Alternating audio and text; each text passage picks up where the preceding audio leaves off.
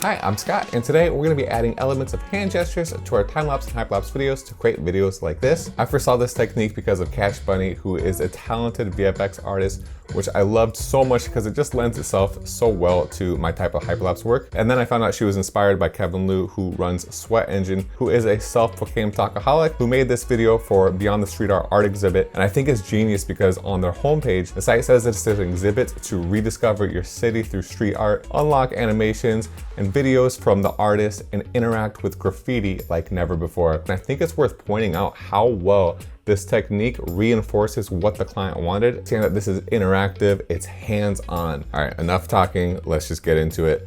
This is made up of 2 ingredients: a tour of something, whether it's a couple alleys, a city, a bedroom, an installation, whatever. You want to record a tour of something. Ideally, you'll want the shots to connect, so plan them out. I'm doing this with an old Hyperlapse project because it constantly stops and pauses, and Hyperlapses just lend themselves perfectly to this technique. Once the video is shot, we need to bring it into a video editing software. Doesn't really matter which one, we're simply looking for a way to add a freeze frame wherever we want. So just Google your software and how to insert a frame hold. In Premiere, it's as simple as right-clicking and selecting Insert Frame Hold Segment, not to be confused with Add Frame Hold. So I'll do that to the first frame and repeat this process at every turn or every place that I want the camera to move. And each time I do that, I'm gonna make sure to write down my hand gestures in my notes. So if the camera moves straight ahead, that's a zoom in, and if it's a turn right, that's a swipe left, etc. Once I have all of the frame holds and a list of all the different gestures, I'm gonna record my hand doing hand gestures against a solid background. In my home office, I have this black backdrop, but any color will work as long as it's not the same color as your skin tone. And if you have no background, download an image of a green screen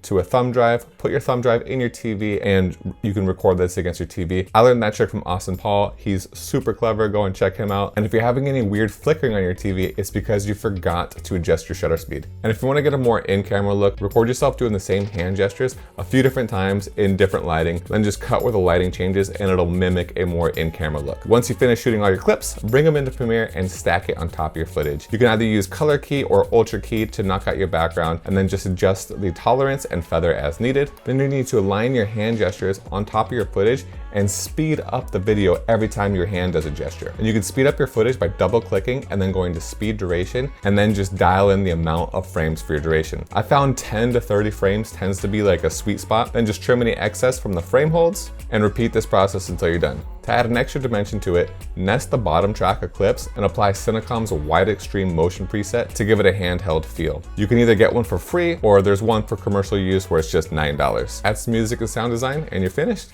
And you can get really creative with it. I did this just to repurpose some client work and the client was super happy. So I'm very grateful for the inspiration by SweatEngine and Cash Bunny. If you're looking for inspiration for your own work, I can't recommend checking their accounts out enough. All right, well that's it for this video. If you learned anything, please consider subscribing. I try to make these as straight to the point as possible with a huge emphasis on hyperlapse. If you have any questions about the technique, leave them in the comments below. Happy shooting, and I'll see you next time.